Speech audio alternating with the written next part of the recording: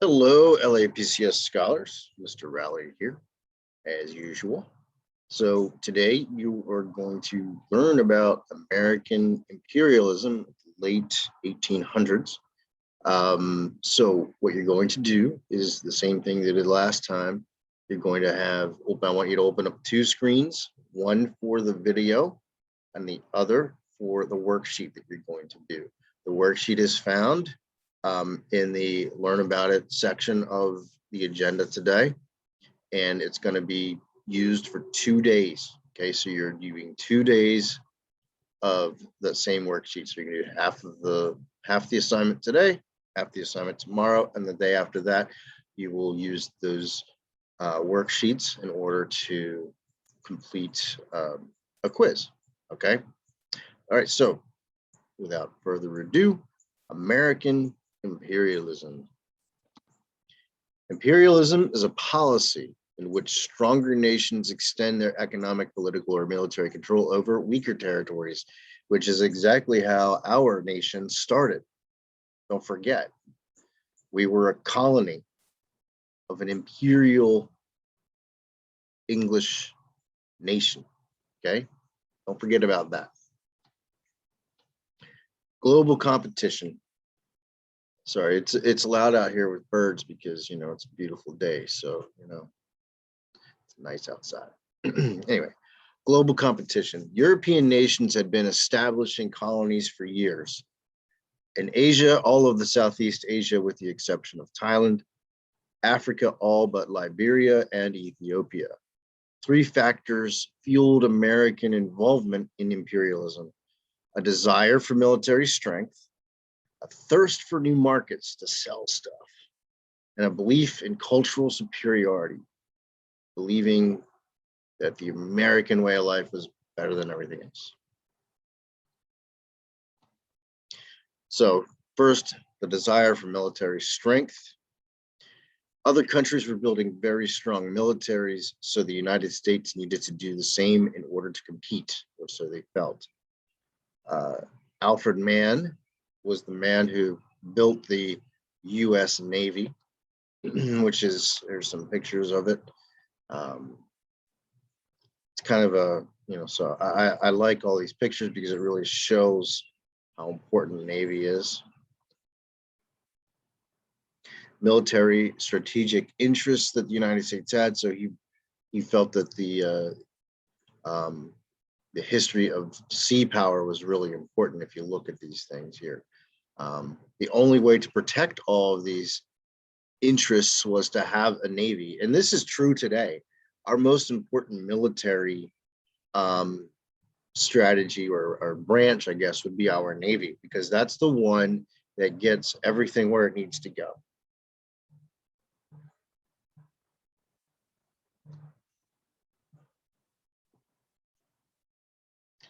Thirst for new markets. Advances in technology and industry led to overproduction of foods and goods. Too many things to sell just to people in the United States. So it felt like, okay, we've got all these things to sell, let's sell them to other countries. So they wanted to sell those products to new lands, and they also wanted to get the natural resources to produce manufactured goods, and that's important. So U.S. foreign investments from 1869 to 1908, if you look at this chart, it's a huge difference. Just look at that. From 1897 to 1908, goes from 700 million to 2.5 billion. It's crazy. So it just went up and up. So part of the thing is that the United States had closed the frontier. So went from the East Coast to the West Coast. What do we do? Remember what that was called? Manifest destiny, right? So manifest destiny was basically realized by this point. So where else do you go? So the United States decided to go outside of continental United States. There's also this thing called cultural superiority. It was the belief that the American way of life was the best. Manifest destiny, as I just talked about. Social Darwinism civilize the inferior or savage people, and spread Christianity and WASP values, which means white Anglo-Saxon Protestant, which we'll talk about here in a moment. The social Darwinist thinking. So there was actually what they called a hierarchy of race, where the white man had to take care of other races.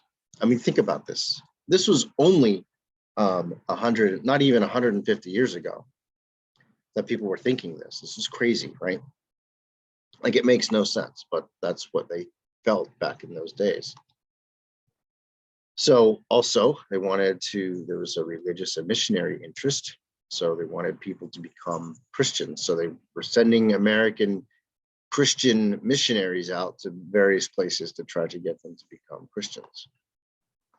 So the US acquires Alaska, purchased by Secretary of State William Seward in 1867 from Russia for just $7.2 million, which really wasn't even that much money back in those days. They were calling it Seward's Folly or Seward's Icebox because, you know, a lot of Alaska is very cold. But they found, this is the beauty of it, that the land was rich in natural resources. So they got this land of natural resources for only 2 cents per acre, which is crazy. And it is an abundant place. So it became a state in 1859. So this is what people making fun of him, you know, these little political cartoons making fun of Seward. But you know what? He was right. He was definitely right.